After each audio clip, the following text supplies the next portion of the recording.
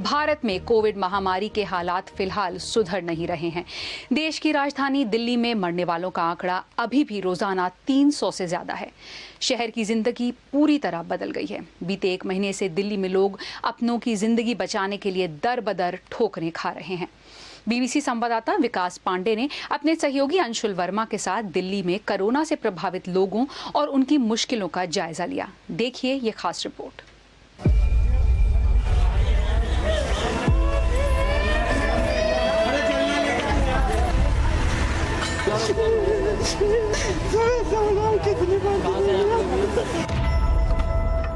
राजधानी दिल्ली में आमतौर पर काफी हलचल रहती है।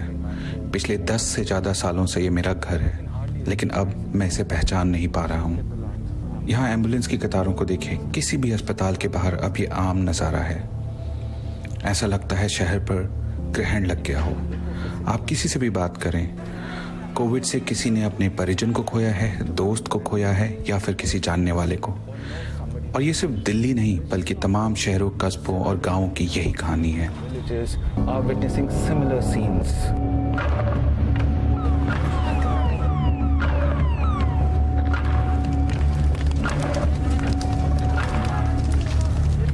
ऐसा लगता है कि अब ये शहर महज 4 जगहों तक सीमित रह गया है: अस्पताल, medicine store, oxygen refilling station और शमशान घाट। आज हम इन चारों जगहों का जायजा लेने जा रहे हैं। हमारा पहला पड़ाव है जीटीपी अस्पताल। यहाँ लगातार लोग मरीजों को लेकर आ रहे हैं। इससे पता चलता है कि दिल्ली में कोरोना का कहर अभी भी जारी है। कुछ लोगों को अस्पताल में बेड मिल पा रहा है, लेकिन गंभीर मरीजों को एक से दूसरे अस्पताल तक भटकना पड़ रहा है, क्योंकि शहर में 2 हफ्ते पहले से सारे आईसीयू बेड्स भरे हुए हैं और अस्पतालों के अंदर का नजारा दिल दहला देने वाला है।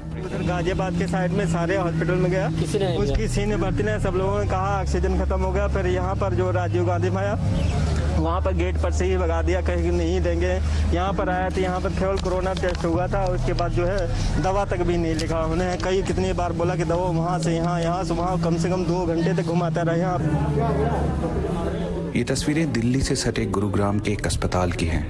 यहाँ ऑक्सीजन खत्म हो गई और कर्मचारियों ने मरीजों को उनके हाल पर छोड़ दिया।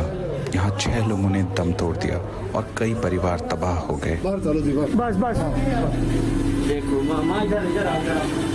कई बार आप लोगों की मदद कर पाते हैं, पर कई बार नहीं भी कर पाते हैं। बेबसी की कहानियां चारों ओर हैं। किसी को मरीज के लिए बेड नहीं मिल पा रहा है और बाद में पता चलता है कि उसकी मौत हो गई। मैं भी अपने किसी करीबी के लिए वेंटिलेटर बेड नहीं ढूंढ पाया और उसकी मौत हो गई। हमारा दूसरा पड़ाव है एक ऑक्सीजन रिफिलिंग स्टेशन। जब परिवारों को अस्पताल में बेड नहीं मिले तो उन्होंने यहाँ का रुख किया ताकि उनके मरीजों की सांस चलती रहे। लेकिन ऑक्सीजन सिलेंडर मिल पाना भी आसान नहीं। एक सिलेंडर के लिए लोग 5-6 घंटे इंतजार करते हैं, लेकिन सिलेंडर मिल जाने की कोई गारंटी नहीं होती।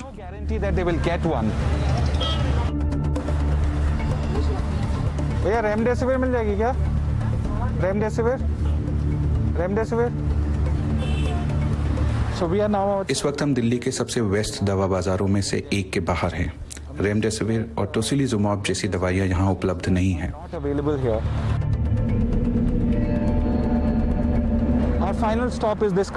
हमारा आखिरी पड़ाव है दिल्ली का एक शमशान घाट। पिछले 2 से 3 हफ्तों में यहाँ और कई दूसरे शमशानों घाटों पर लंबी कतारें नजर आईं।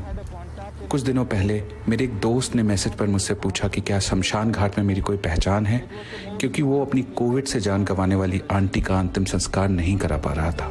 ऐसा दिल दुखाने वाला मैसेज मुझे आज तक नहीं मिला। एक दूसरे दोस्त ने बताया कि उसके पिता का अंतिम संस्कार 20 और शवों के साथ किया गया। उसे ये तक नहीं पता चला कि किस चिता में उसके पिता का शव था जिसे वो अंतिम विदाई दे सके। उसका कहना था कि मौत के बाद भी वाजिब सम्मान नहीं मिल पा रहा है। मेरे दोस्त और उसके जैसे तमाम लोगों को इस शहर को अपना घर कह पाने में लंबा वक्त लगेगा। कोरोना ने जो जख्म दिए हैं वो शायद ही कभी भर पाए। विकास पांडे, बीबीसी न्यूज़, दिल्ली। और इस महामारी की वजह से पिछले दिनों उत्तर प्रदेश लगातार सुर्खियों में रहा है। हॉस्पिटल बेड, ऑक्सीजन, आईसीयू में जगह की कमी से मरते लोग, लेकिन सरकार कहती है सब ठीक है। बीबीसी संवाददाता विनीत खरे ने बात की उत्तर प्रदेश के स्वास्थ्य मंत्री जय प्रताप सिंह से और उनसे सबसे पहले बिहार पहुंच रहे दर्जनों शवों के बारे में पूछा। परसों मुझे इसकी जानकारी मिली थी कि इस तरह का सिचुएशन कुछ जनपदों के द्वारा बताया जा रहा था और ये हमको सूचना मिला था बिहार से। जब ये सूचना मिला, मैंने माननीय मुख्यमंत्री जी को तुरंत सूचना दिया, मैंने चीफ सेक्रेटरी को सूचना दिया। उसके आधार पर हम लोग ने इमीडिएटली जितने भी जनपद हैं इस नदी के किनारे किनारे, ये आपका वाराणसी, कानपुर या और इधर जब आएंगे गाजीपुर, इन सब पर हम लोग ने वेरिफिकेशन किया और कहीं हमारे यहाँ इस तरह का नहीं पाया गया कि बॉडीज को डंप किया गया है इन सभी जगहों पर। कहीं ना कहीं से तो आ रही है ना बॉडीज। तो अब उत्तर प्रदेश से अगर नहीं आ रहे हैं, अगर बिहार में खुद ही वहां पर कुछ इस तरह की बात है, तो वो तो मैं बता नहीं पाऊंगा।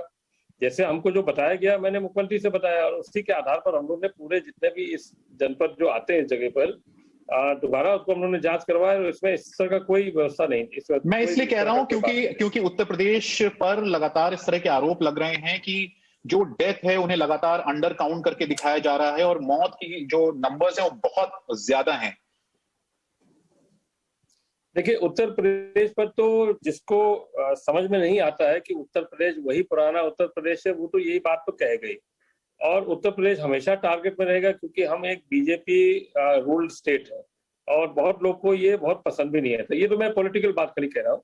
दूसरी बात, हमारे जितने भी रिकॉर्डेड डेथ्स हैं जो हॉस्पिटल में होते हैं, वो पहले भी पिछले साल भी हमारा एक एक रिकॉर्डेड होता था, एक एक पर डेथ ऑडिट होता है।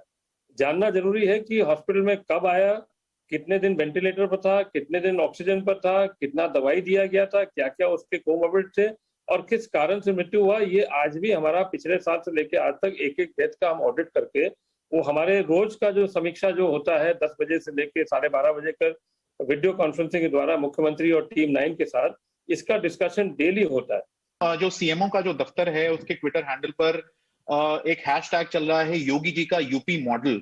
थोड़ा मुझे बताएंगे ये क्या है यूपी मॉडल? बिकॉज जब मैं 4 मई का जो इलाहाबाद हाईकोर्ट का ऑर्डर देखता हूं और जितनी तीखे तरीके से हाईकोर्ट ने लिखा है कि लोगों को ऑक्सीजन सिलेंडर, जिस तरह से होर्डिंग हो रही है आपके यहाँ, जो गरीब लोग हैं वो भीख मांग रहे हैं ऑक्सीजन सिलेंडर के लिए, अपने जो लव्ड वंस हैं उनको बचाने के लिए, उनके परिवार के लोगों को बचाने के लिए उन्होंने जेनोसाइड का इस्तेमाल किया और कहा कि अगर लोगों को ऑक्सीजन सिलेंडर नहीं पहुंच रही तो ये क्रिमिनल है। ऐसे में आप ये जो हैशटैग चला रहे हैं हैशटैग योगी जी का यूपी मॉडल, क्या ये थोड़ा बेतुका नहीं होगा? देखिए, एक तो हाईकोर्ट की टिप्पणी पर तो हम लोग कुछ नहीं बोल सकते हैं।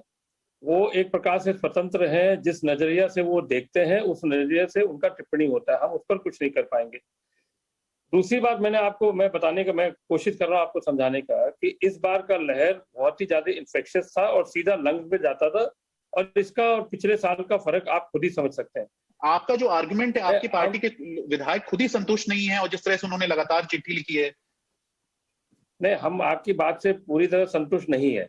बिल्कुल वायरस के असर के आधार पर ही ऑक्सीजन तय हुआ है, क्योंकि पिछले साल तो ऑक्सीजन का प्रॉब्लम हुआ नहीं था। और कोरोना वायरस महामारी पर वैश्विक प्रतिक्रिया की पड़ताल कर रहे एक स्वतंत्र जांच दल ने अपनी रिपोर्ट में WHO की निंदा की है। रिपोर्ट में कहा कि WHO और तमाम सरकारों से कई गंभीर गलतियां हुई और WHO ने इसे वैश्विक महामारी घोषित करने में जरूरत से ज्यादा वक्त लिया। दल ने भविष्य के लिए भी सुझाव दिए हैं।